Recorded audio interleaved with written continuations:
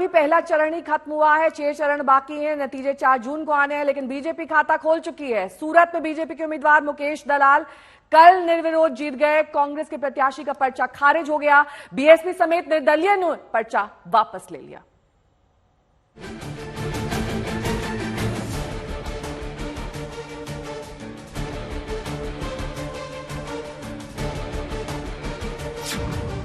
चुनाव से पहले आ गया पहला नतीजा।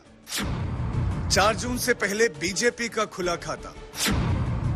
मोदी के मिशन 400 पार में सूरत से आया पहला कमल। सूरत से बीजेपी प्रत्याशी निर्विरोध निर्वाचित। चुनाव से पहले ही 18वीं लोकसभा को मिल गया पहला सांसद। मिलिए मुकेश दलाल से, आगामी लोकसभा के पहले सांसद। सूरत से बीजेपी ने चुनावी मैदान में उतारा था, लेकिन बिना लड़े ही मैदान मार लिया। I declare that Shri Mukesh Kumar Chandrakant Dalal, 84 Meher Nagar Society, behind Alishan Conclave Adajan, Surat, sponsored by Bharatiya Janata Party, has been duly elected to fill the seat in that house from the above constituency. BJP इसे PM Modi के mission 400 पार में पहला कमल बता रही है, तो मुकेश दलाल कह रहे हैं कि चलते चलते इतिहास बन गया। हमने कहीं की एक इतिहास रचा कि गुजरात के इतिहास में पहली बार है कि किसी लोकसभा सीट से निर्विरोध कोई कैंडिडेट चुना गया है। तो इसको लेकर क्या कहेंगे, क्योंकि आपका इतिहास में नाम तो कहीं लिखा गया है। चलते चलते इतिहास बन गया है। ये पहला कमल है जो मोदी साहब का 400 कमल का लक्ष्यांक है, उसको हम सूरत से पहला कमल उनको अर्पण कर रहे हैं। मोदी साहब में लोगों का विश्वास, मोदी साहब के प्रति जो लोगों की भावना और मोदी साहब को जो समर्थन पूरे देश और गुजरात से मिल रहा है, तो हमें विश्वास है कि मोदी साहब के 400 पार का लक्ष्यांक भी हम हासिल करेंगे। ये पहला मौका है जब सूरत से कोई सांसद निर्विरोध चुना गया है।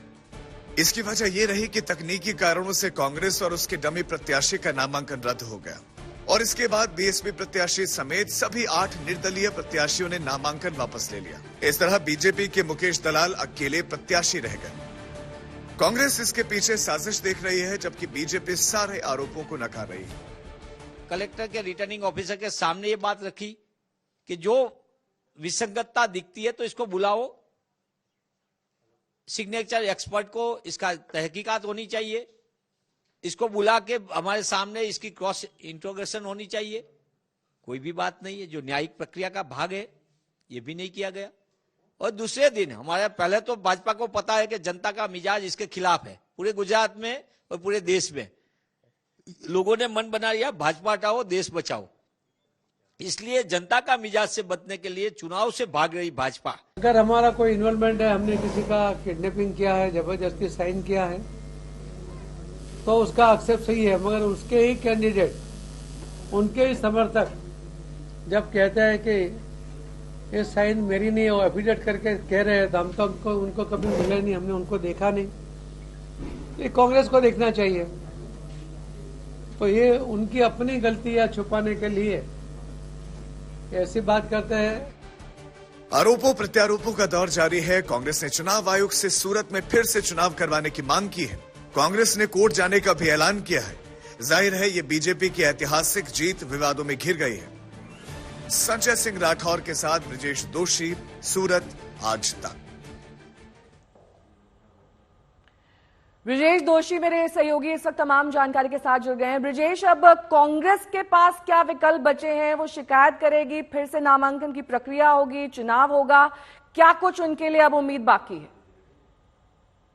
देखिए नेहा, जब तक बात है तो कांग्रेस जो है अपने कानूनी रास्ते के पे विचार कर रही है। पिछले 2 दिनों से लगातार कांग्रेस के सभी जो लीगल एक्सपर्ट्स हैं वो इस चीज पे बात कर रहे हैं, पर जो सबसे बड़ा पेच है कि जो उनके उम्मीदवार थे नीलेश कुंभानी, वही खुद पानी में बैठ गए हैं। तो वैसे में कांग्रेस अब इस पर कैसे कोर्ट जाएगी और किस तरह से कोर्ट को कन्विंस करेगी, ये एक बड़ा मसला हो गया है। तो जब खुद उम्मीदवार ही पानी में बैठ गया हो तो उसके बाद कोर्ट जाने का जो रास्ता है वो अभी भी खुला है, पर किस तरह से कोर्ट जाएगी, कौन से प्रोसीजर मतलब कि कौन से नियम के तहत कांग्रेस जो है वो कानून को हवाला देगी, वो एक बड़ा सवाल हो गया। क्योंकि जब तक खुद कैंडिडेट उसके लिए तैयार नहीं होता तब तक कांग्रेस अकेले जो है इस पर कुछ नहीं कर पाएगी। तो ये बड़ी दिक्कत कांग्रेस के लिए अभी सामने आ रही है कि नीलेश कुंभानी जो है उनके उम्मीदवार थे वो खुद पानी में बैठ गए। तो वैसे में अब किस तरह से जो है वो लीगल रास्ते अपनाए जाए या फिर जो है कोई लीगल रास्ता सही में बचता है या नहीं, उस पे भी जो है कांग्रेस में माथापच्ची चल रही है अभी। पर जो मेरी कांग्रेस के सूत्रों से बात हुई, जिस तरह की सिचुएशन है, वैसे में कांग्रेस अभी वेट एंड वॉच कर रही है। लीगल एस्पेक्ट वो लोग ढूंढ रहे हैं कि क्या किसी तरह से इसको लीगली हम जो है वो चैलेंज कर सकते हैं या नहीं, उसके ऊपर अभी कांग्रेस में मंथन चल रहा है। उसके बाद जो है कांग्रेस कोई भी फैसले पर आएगी। अभी तक जो है पहले कहा गया था कि कल ही जो है वो कांग्रेस कोर्ट में जाएगी, पर अभी तक जो है वो कोर्ट नहीं पहुंचे हैं। ठीक है।